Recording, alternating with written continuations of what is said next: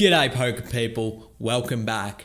After testing the waters at Sarasota's One-Eyed Jacks, I decided that the all-reliable Seminole Hard Rock Tampa was exactly where I needed to be if I wanted to grind out some poker volume, which is exactly what I did one weekend in Florida. So let's not waste any more time and get into these hands. Let's go! First hand up, we've got the under the gun straddle on, you love to see it, and then there's 3 open limps before the action's on my small blind with that 9-8 of spades.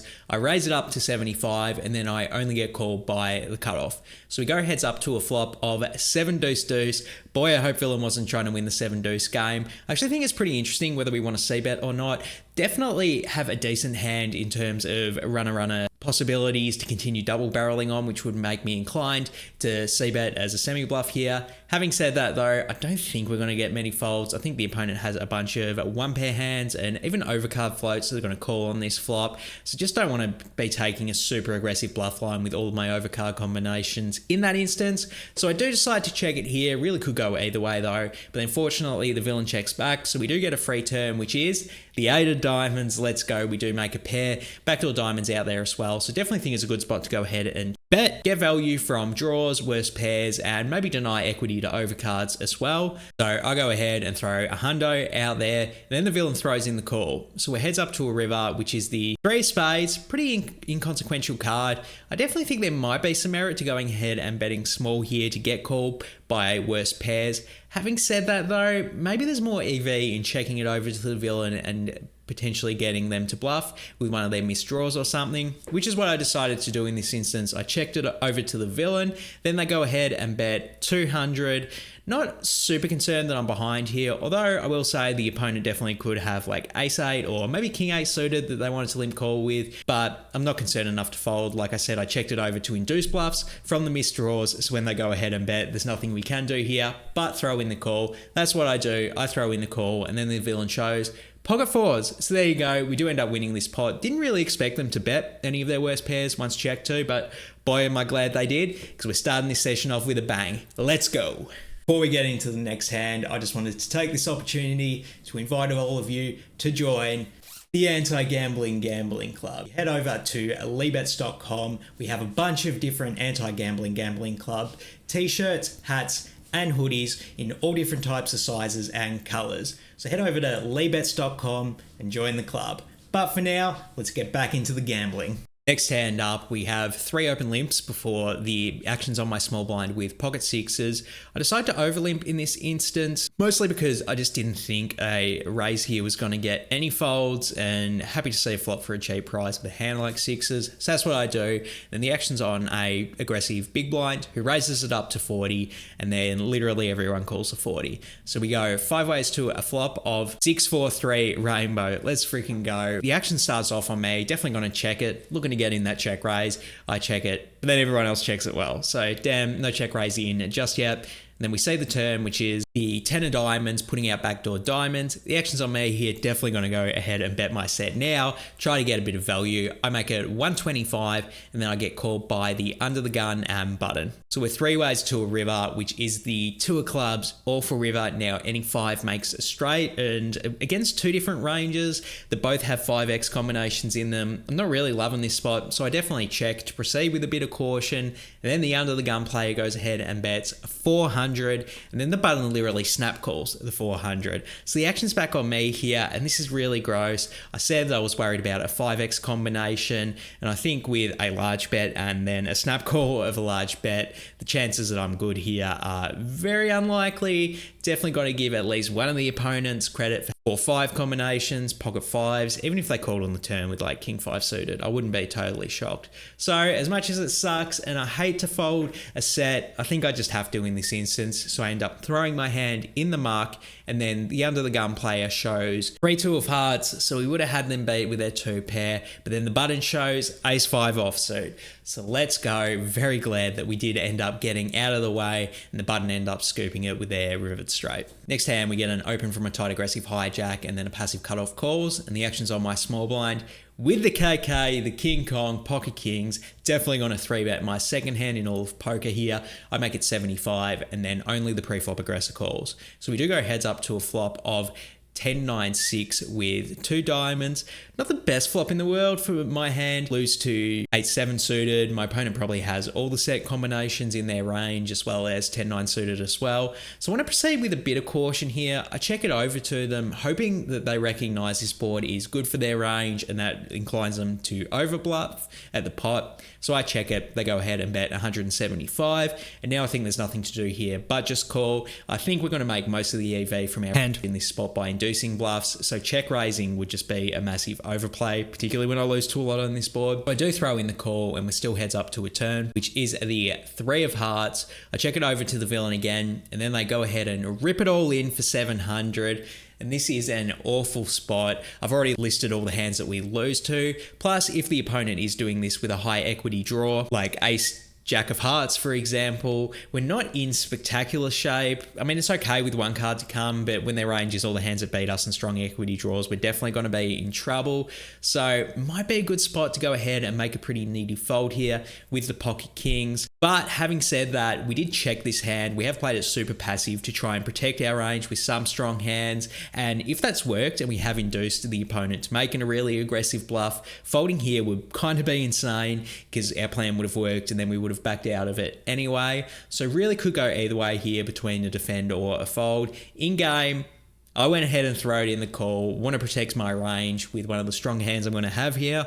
So I do throw in the call, only for the villain to show me 10-9 suited. So, absolutely hate seeing that. They did flop 2 pair. We do have a few outs to go ahead and counterfeit their 2 pair. So really hoping that we do give them the bad beat and get there on the river. And the river does pair the board with the 10 of clubs. So it just gives the villain the nut full house, and they're going to end up stacking us on this board. GG.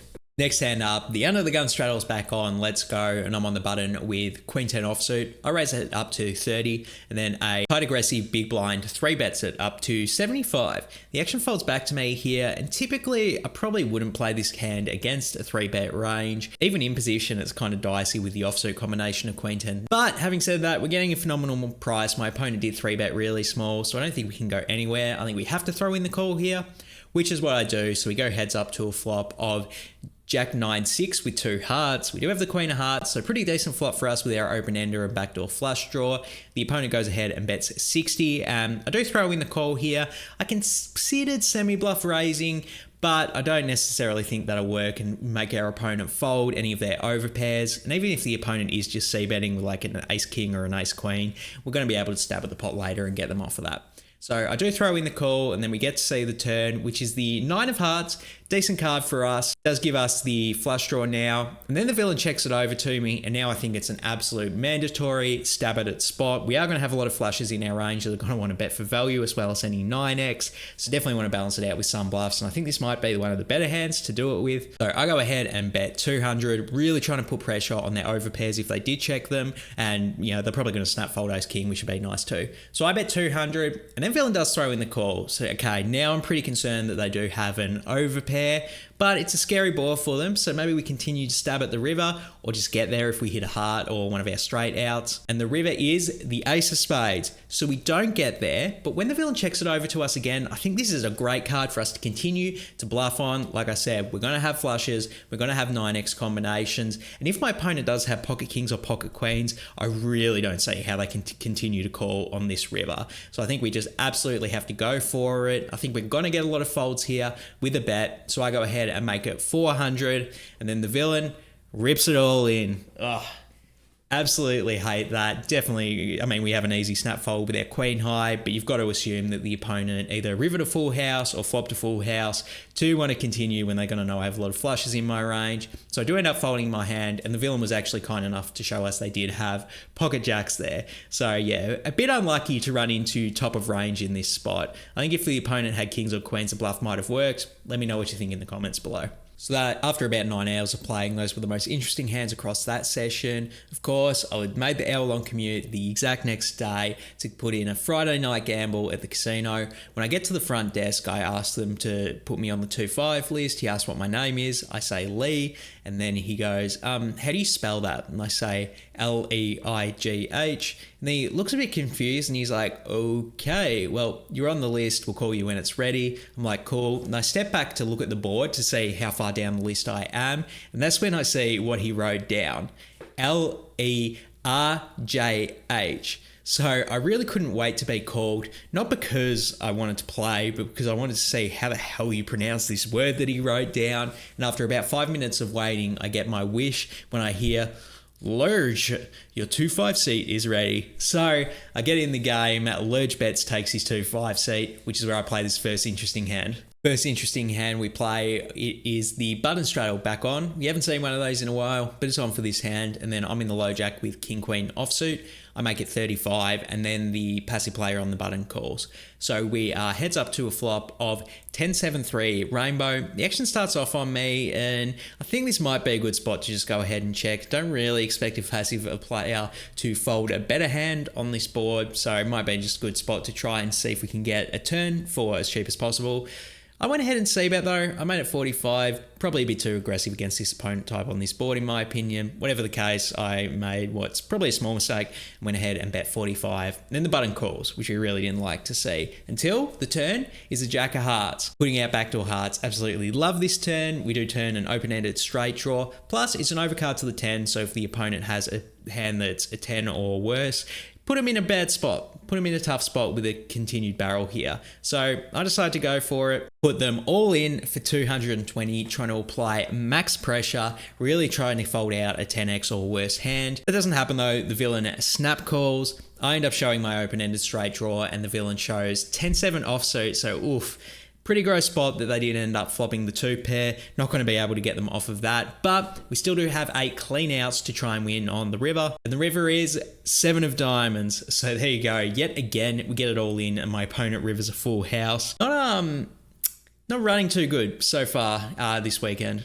Next hand, we have 3 open limps. It's been happening a lot recently, but there's 3 open limps before a tight aggressive player raises it up to 30, and the action folds to my small blind with queen 10 of spades. I think this is a good spot to go ahead and attack the open with a 3-bet. Wouldn't hate folding either. But in this instance, I took the aggressive line, which is usually the line that makes the videos. So I go ahead and 3-bet it up to 150, and then the limpers fold and the cutoff calls. So we go heads up to a flop of queen 8-5 with 2 diamonds. The action's on me, and I think this is a good spot to try and get a bit of value with our top pair. There is like a billion draws on this board, so I don't think we'll have trouble getting called by a worse hand. And even if the opponent has a pair worse than a queen, I don't think they're just going to fold to 1 bullet, particularly when they're in position. So I make it 125, and then the cutoff rips it all in for 450, and ooh, it's a bit of a spot here. I am somewhat concerned that the opponent flopped a set, but I actually think it's more likely my opponent has a strong draw. I mean, they have about a billion combinations of the nut flush draw. There's also a billion combinations of combo draws, jack 10 of diamonds, 10 9 of diamonds, 7 6 of diamonds. So I do give them credit for a bunch of semi bluffs and very few super strong value heavy combos. So I really think we do have to call getting this price, but it's going to be a massive sweat because we're probably going to have to fade a lot of stuff if we're not already behind. I do throw in the call though, and then my villain shows ace jack of diamonds. So there you go. They did have one of those nut flush draws, and we got so many outs to fade. The turn is the 9 of hearts, so we're holding steady. Does give my opponent a few more outs though, but I'm still happy they didn't get there. And then we just got to fade a bunch of those outs on the river. And the river is the queen of clubs. Let's go. There you go. Let's go. It gives us trips, and the opponent is left with ace high on the river. And hey, maybe I shouldn't have been complaining about running bad because it turned around in this hand. Let's go. Next hand up, we've still got the button straddle on, and a tight aggressive hijack opens at 235, and then I'm in the cutoff with ace queen of clubs. Let's go. Definitely going to 3-bet this monster up. I make it 115, and then villain throws in the call. So we heads up to a flop of king 6-5 with 2 clubs. So let's go. We love flopping the nut flush draw when the villain checks it over to me. I think even if we didn't have the nut flush draw, we will be c-betting pretty aggressively on this board. It's going to be really hard for the villain to call down with any pair that's worse than a king. So it's just a good one for us to barrel. And when we have the nut flush draw, that makes it even better. I go ahead and bet 80, and then villain does throw in the call. So we're still heads up to a turn, which is a beautiful jack of clubs. Let's go. Not only do we turn the nut flush, we also have a redraw to a royal flush, which would definitely bag us a high hand. So when the villain checks it over to me, I want to continue to bet here. I think my opponent does have a bunch of worse flushes in their range, which are going to call, but even if they have a king X, we can probably still get value from that hand as well, sets as well. I go ahead and bet 180, and villain throws in the call. Boy, you love to see it. So we're off to the river, which is the 8 of diamonds, clean brick. When the villain checks it over to me, we've got two either options here. We could rip it all in for a slight overbet of the pot, or we could bet down a bit, essentially trying to give king X a better price to call. I think ripping it all in is probably the higher EV play though. My opponent might even fold a king X to a smaller size bet since it's a pretty scary run out. But if they don't have a king X and they do have a set or a worse flush, we don't want to risk them potentially saving money by just playing it passive and flatting on the river instead of check raising all in. We just want to get them for maximum when they do have a hand that's a set or stronger. I think that's the highest EV play. Let me know if you disagree in the comments, but I did what I think is a smart play here, and I rip it all in, and then the villain thinks for maybe like 5 seconds and says, I just can't fold this hand, and throws in the call. I end up showing them the nuts, and then they showed pocket jacks. So wow, absolutely brutal turn card for them. Cooled their socks off. Definitely can't complain about running bad anymore after scooping this pot. Let's go. So after 9.5 hours of grinding on the Friday night, those were the most interesting hands I played. And of course, I was back in the action the very next night for a Saturday night gamble. And the first 7 hours of the session were pretty normal, nothing super eventful happened, but after that point my table breaks and I get put on a new table, which was a little bit better because I sit down and there's at least like 4 different drunk people and they're all arguing about Justin Trudeau for some reason.